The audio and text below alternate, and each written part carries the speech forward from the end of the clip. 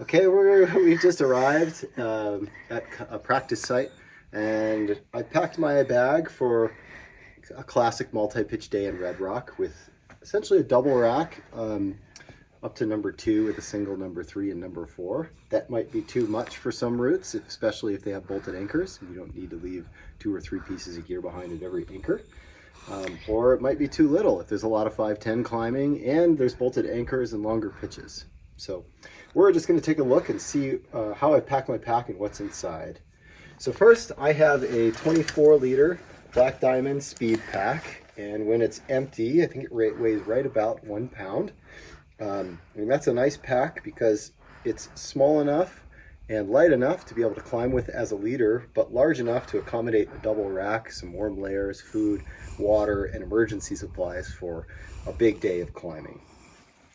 And I also coiled my rope using an alpine coil, and this goes on the top of the pack quite well and packs between the pack and my body. And this is a little bit on the longer side. I like it maybe a tiny bit shorter than this, especially when going through the desert, because then you can strap it in all tight and tidy, and it's not going to get stuck in plants and bushes and things like that along the trail approaching the climb. So I've got my helmet attached to the outside of the bag here. Not all backpacks have clear helmet attachments, but this is one way you can rig a helmet attachment. If you have air holes on the side of your helmet, you can a lot of times pass one of these side compression straps through one of those air holes and then clip it off, and that holds it nice and secure. Some people may opt to wear their helmets along the approach too.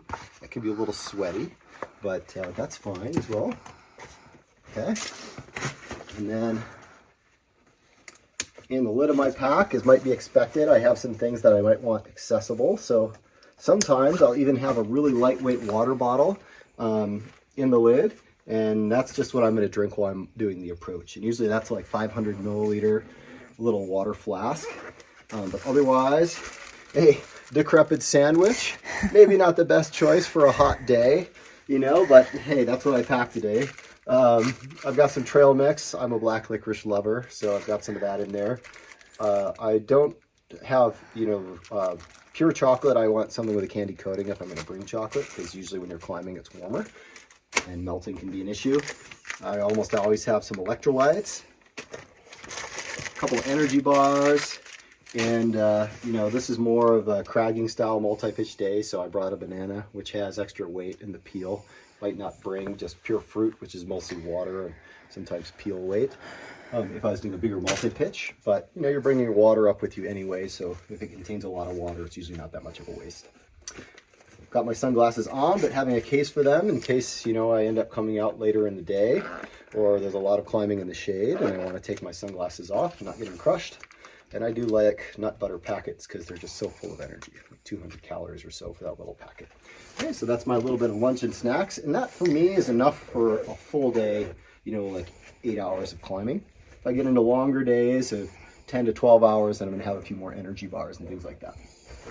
Okay, and inside here, I just hiked up, so I wasn't wearing my longer shirt, but I just have a cotton sun shirt.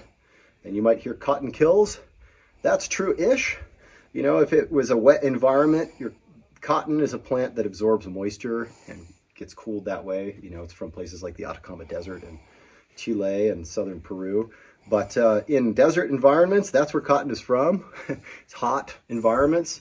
And so wearing cotton in a hot environment is actually really adaptive, as long as you're not going to get wet and it's not going to be cold. So I dress almost exclusively in cotton when I'm out in the desert. Cotton t-shirts, cotton long sleeve sun shirts are really great. So that's what I've got here. Got more water for the day, and I do like these little water bladders. I find that they just pack well in packs. I will always bring at least 2 bottles, because if you get a leak in one bottle, you still have a spare. And it also makes it easy if you have a climb where you're going to return to the base. You can leave one bottle at the base of the climb and bring the other up with you. So easy separation that way. The downside is most soft bottles, they're not particularly durable, and in a desert environment where you have like scrub oak with sharp bitey leaves and you have desert plants with long pokey needles, it's easy to puncture them. So when I'm setting them down and things like that, I tend to put shirts down and set them on that, or make sure I set them on a rock slab well away from vegetation. Got my chalk bag in here. I've got a wind layer. Desert environments where rock climbing is popular, especially multi-pitches, wind tends to pick up in the afternoon, usually after 1 p.m. You'll find the wind picks up. So I have that in there. Ooh, look at that. I even packed an extra accidental water bottle that's mostly empty, not intentional. Okay. And then got my number 4 cam on top here. And the way that I pack the rest of the gear, you'll see is kind of important. You'll see everything is packed in here to minimize airspace. And I haven't grouped my climbing rack together, for example, which oftentimes makes it pack a little less tidy in a small backpack. It's harder to get everything in. So this single cam here is separate, for example. And then I've got my shoes in there, have my harness in there, and my harness is emptied of everything except for a little bit of a bail kit, which includes a rapide and a small emergency knife. And this is a full strength carabiner, which I can also use as a bail piece on a wrap anchor, for example. That folds up nicely. And then the items that clip to my harness are in here. So I have 2 locking carabiners, which I use for attaching myself to the anchor, as well as anchor construction. I have my ATC guide belay device with 2 auto locking carabiners. One is nice round stock, so it's not as much friction when I'm belaying from the top of a pitch. Some people will prefer, instead of using an ATC guide, they might use something like a GG or an OVO, which is a flat plate device. I find this has a similar level of friction to the GG and OVO because it's so well broken in, and it's less likely to have there's a couple failure mechanisms with auto blocking plate devices. So I just use this. It's a little less prone to failing, and about the same as my OVO, which is my other device I'll occasionally use. Okay, and then I've just grouped my cams in groups of 2, and that's how I rack. Typically I rack them together. Got some belay / rappel gloves.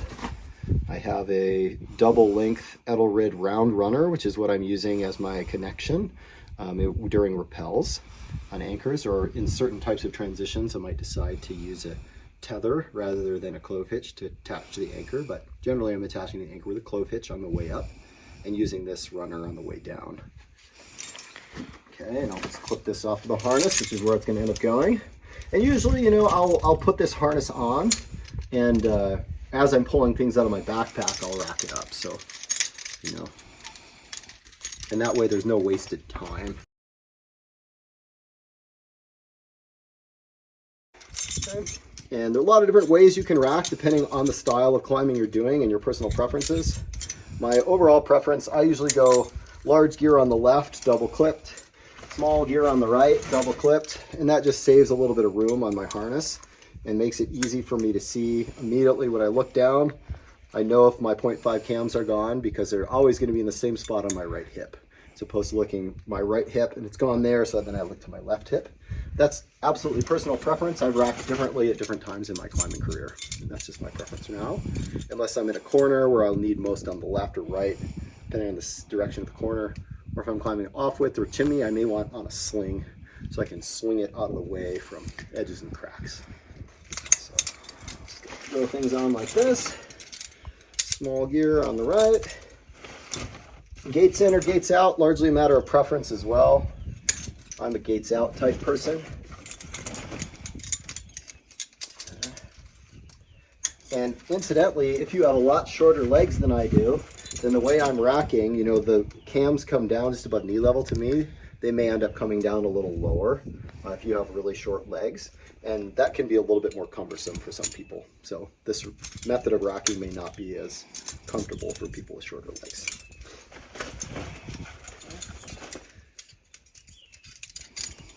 Got all of my cams. I'm a cam heavy climber typically.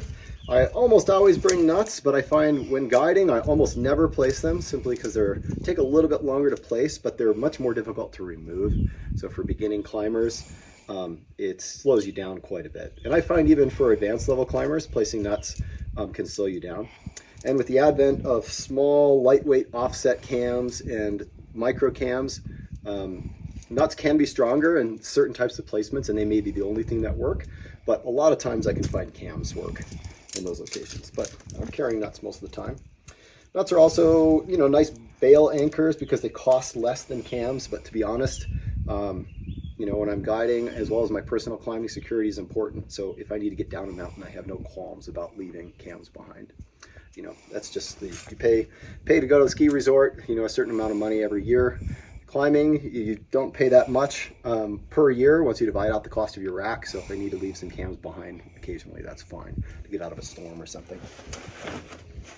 Okay, even if I'm on a route that has bolted anchors, I'll almost always bring a cord in the form of a cordelette or an open cordelette, and that way I can back up rappel anchors. I can also use this for certain types of rescue applications, and I usually have an HMS or pear-shaped carabiner associated with that, which can be used for munter hitches and munter mule overhands, which are used in rescue quite a bit.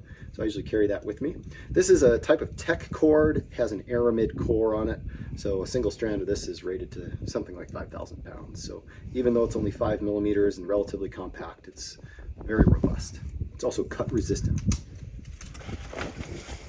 And then other anchor material that I'll carry, these are quad length slings. So they're 240 centimeter slings by Mammut, and with non-locking carabiners associated. And they're already pre-tied into quads. And that I use on bolted anchors. In an alpine context, depending on the cams, I'll sometimes use these to equalize two cams, depending on terrain as well. But that speeds up anchor construction and anchor deconstruction, especially for new climbers. They can easily take the quad off and then just clip to their harness without it dangling down. So I really like these style of anchors. And you'll see that's 3 anchor pieces total I've got between the cordelette and these 3, which gives me a lot of options. I'm trying to be really, really lightweight. I might not do that. And incidentally, these I call triple quads because there are 3 strands in each shelf. And the reason I've opted to make 3 strands in each shelf has nothing to do with it being secure enough, because if it had 2 strands in each shelf, that would be more than adequate in terms of the strength of the material, but it just shortens my quad anchor, and so it brings my anchor point a lot higher and makes for much more ergonomic belaying. Okay, so that's the reason I've done that. The reason I've chose a 240 centimeter sling as opposed to 180 centimeter sling, which would result in the same length but with just 2 in each shelf on a quad anchor, is because I can untie this and then it's the same length as a cordelette. So it just gives me more options. And I can always leave one behind or even 2 behind with the amount of anchor material I have if I'm doing a complex route where I might be going down a different descent if I'm bailing. Okay. And then I have, you know, I always have a auto block. You know, I am more of a cord person than a pre-constructed style, like what a Sterling hollow block, for example, I find doesn't work as well on single rope wraps where you're wrapping a single strand that are really skinny. The hollow block doesn't catch very well. And for certain rescue applications, I find that this bites better. This is Sterling brand 5 millimeter accessory cord, and that is very supple and works really well on a locking carabiner.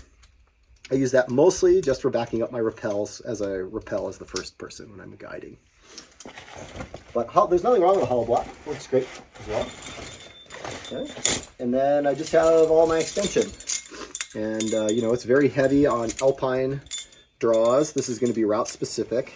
But a lot of times for multi-pitch climbing in red rock, you want to be able to extend your draws.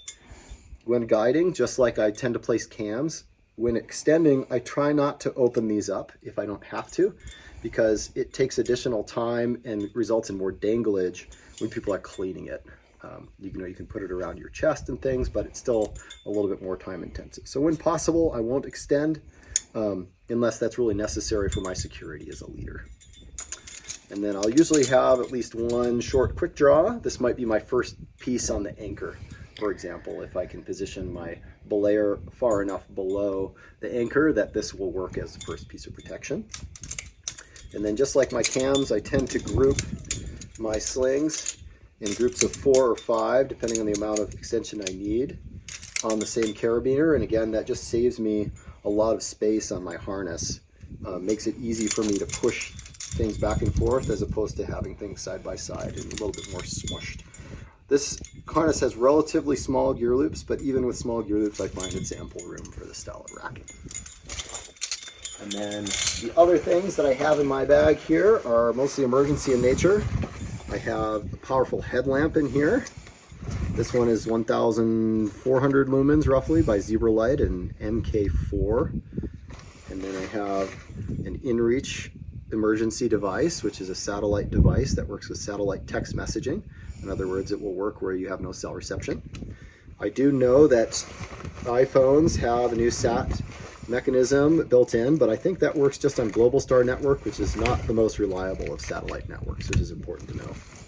Got a WAG bag in case someone needs to go where there are no toilets, so I can pack things out. A med kit. This is a pretty compact one for multi-pitch climbing. I may bring one that's a bit more robust for crag days where weight and size is not as much of an issue. And then lastly, in the underlid right here, I have spare battery for that headlamp. And this is a 18650 lithium ion battery is what that takes. These last a really long time and they're rechargeable. I really like that. We've got sunscreen. And normally I have lip balm as well, but right now that's in a pocket. So that's what's in my guide pack.